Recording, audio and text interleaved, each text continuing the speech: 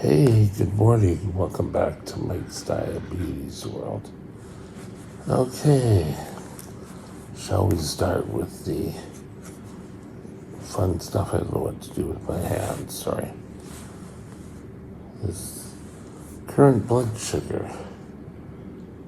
Oops.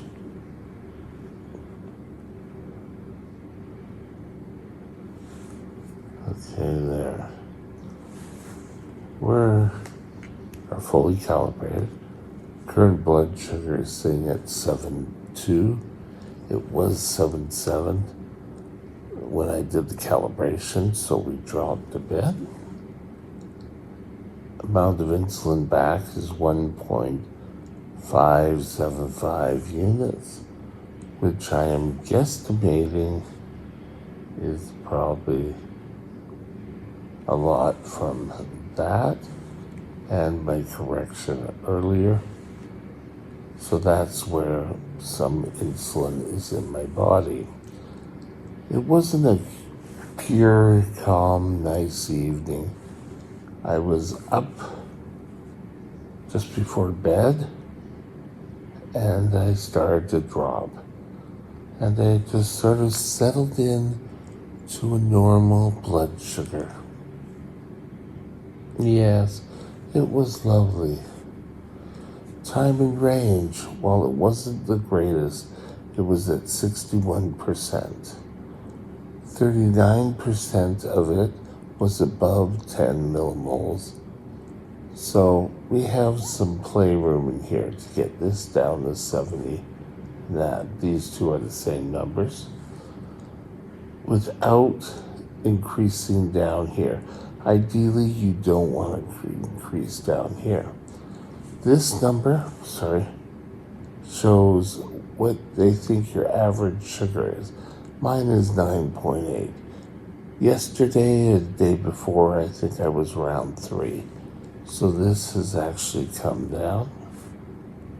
So we're all pretty good. This morning, I want to talk to you about carb counting.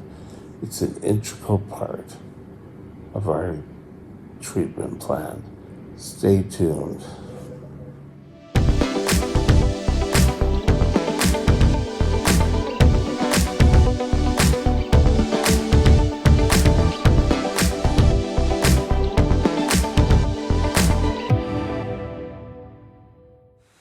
This channel is provided for informational purposes only. Contact your physician for any diagnostic or treatment plan. Now, type 1 diabetes. Oh, you know when you have that itch. Oh, it just felt so good. When you have type 1 diabetes, carb counting becomes an integral part. And while type 2s can utilize their eyesight more, it's not totally recommended for a type 1. Now, I'm not a registered dietitian. You can take a look at Diabetes Canada website for fine-tuning on how to carb count. This is just my views on how to best carb count. Number 1 is your hands. Your hands, a fist. I'll give you that fist. Fist can be represented for small potatoes, or it is equal to about 15 grams of carbs. Palm of your hand could be the size of meat. All these, you have these tools with you all the time, but maybe you need to utilize them. Did you know the tip of your thumb is about how much fats you should be including? I can't remember being taught this a long time ago, I went for the more a little complex. Sorry, this hand, I know you don't want to look at that all day. So, carb counting is vital. First of all, 1 15 grams exchange. Now, people can use exchange to count carbs. They can use grams. I prefer grams myself. Exchanges didn't really work for me. So, grams of carbs is what I look at. So, if you're dealing with a small baked potato, what you're having is 15 grams. Now, something interesting I found is the amount of sugar that your body can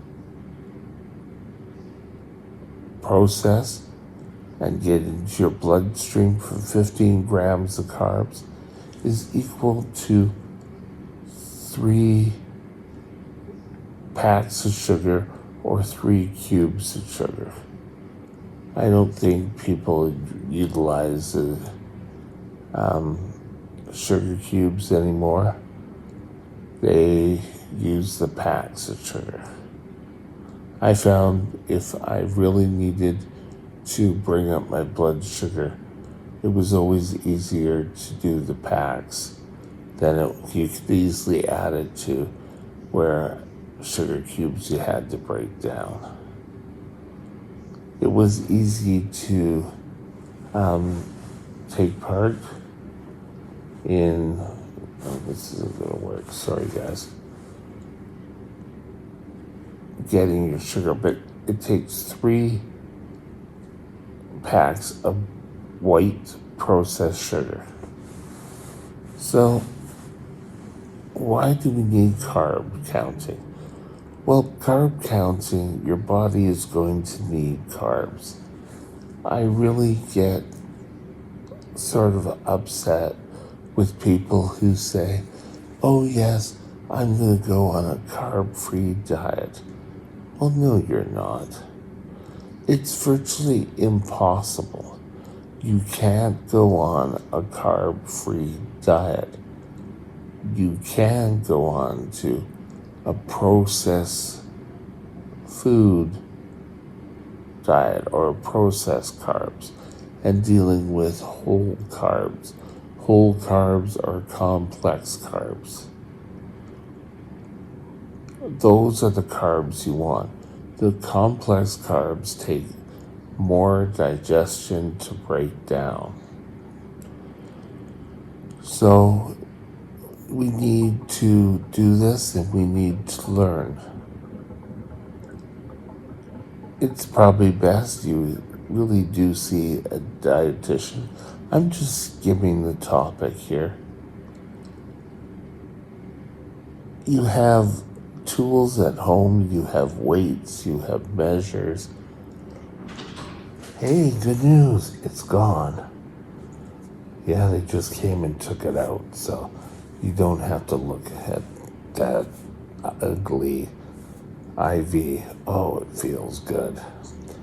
Now, we're talking about weights and measures, and scales are an excellent tool if you're getting to be that precise, which if you're on insulin and bolusing, that's probably a good tool.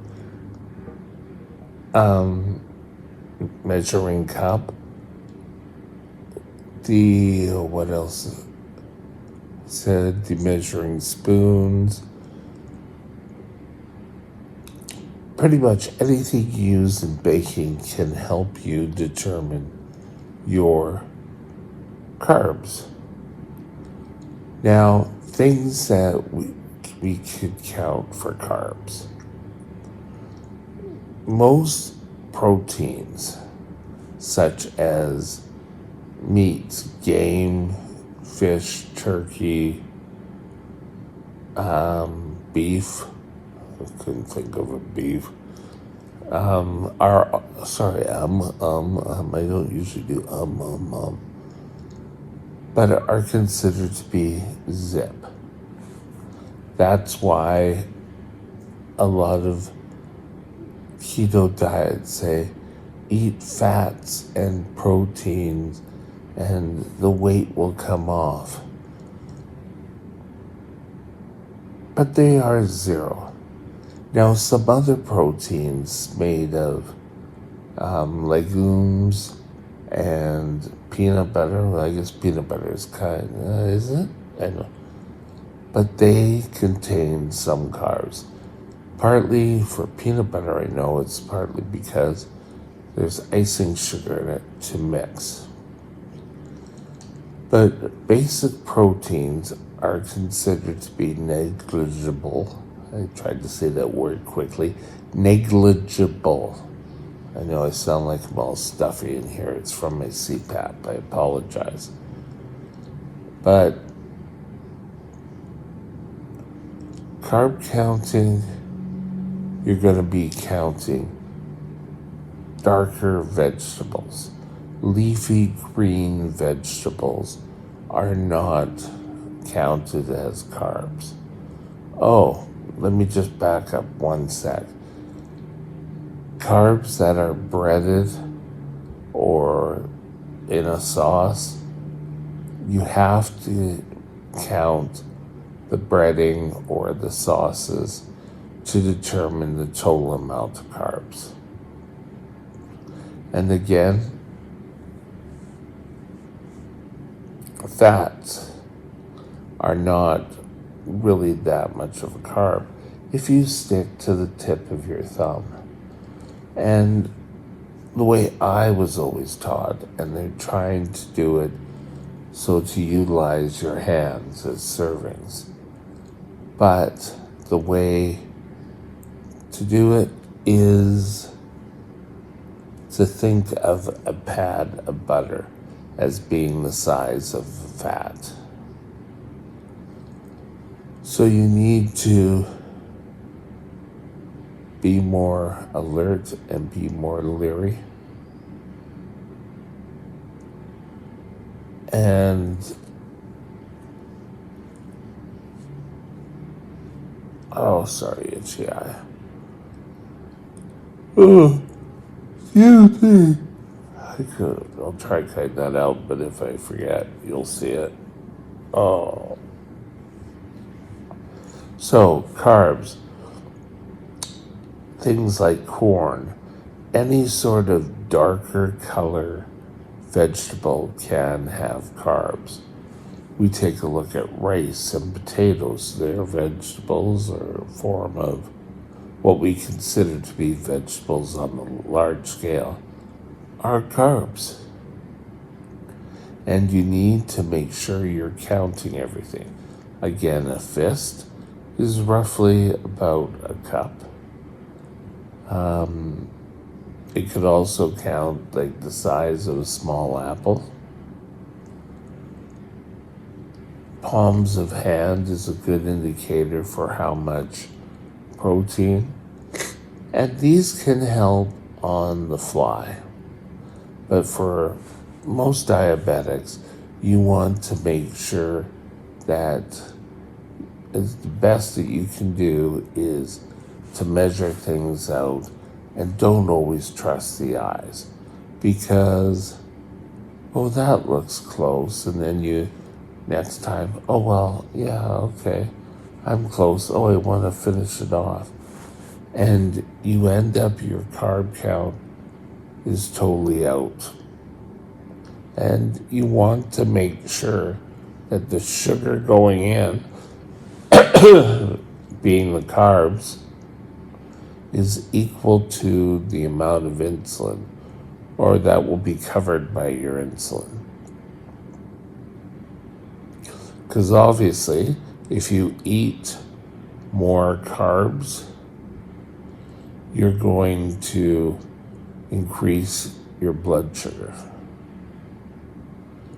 If you have more carbs than the insulin you have, you're going to have higher blood sugars. And our job through any of this, and I'm touching on the high points, is that you want to ensure that you're keeping your blood sugar as stable as possible. Now, in Canada, and probably from anywhere in the world, you want to take a look at Diabetes Canada website, back to basics, carb counting.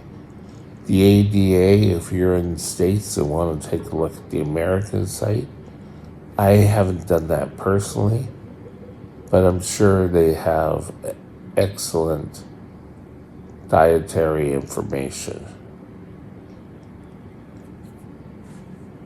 Type 1 diabetes is an epidemic. More and more people, children I should say, are being diagnosed with type 1 diabetes. You need to be confident that you take the right amount of insulin to cover it. Your doctor will give you a carb ratio if you're on a pump, which my pump is right here. Oh, it's down here anyway. If you're on an insulin pump, you have a setting and you set your carb ratio. That's as easy as it gets, and it will tell you how much insulin you should have, but you still have to count the carbs. You can go to the library, borrow a book on carb counting. You can also get carb counting information through labels. And the labels, you want to take a look at some information off there. First, you're going to take a look at serving size. Each item will have a different serving size on how much will equal the information on the label. You want to take a look at how much fat, and fat is important because it can help in your body's use of carbs. You want to also take a look at total amount of carbs. You want to take a look at fiber. And fiber is subtracted from the total amount of carbs. So let's say a carb comes out at 47 with 2 grams of carbs. The total carb count for our use would be 45 grams of carbs. I'm just pulling a number out of thin air. That's more like for a whole meal. You want to make sure that you subtract sugar alcohols, and I think it's like a 0.5%. So you cut sugar alcohols in half before adding them to meals, or subtracting that from your total meal. Be alert, find out all you can. I am no expert. I was just sitting here trying to come up with a way to introduce carbs to you. Have a great day. Take a look at the library online. We forgot good online. But learn your carbs. Go see a dietitian if you can. Learn all you need to about carbs and how to count carbs. Again, I just hit the tip of the iceberg. Have a great day, and we'll talk again soon. Bye now. My email is mikesdiabetesworld@gmail.com. mikesdiabetesworld@gmail.com.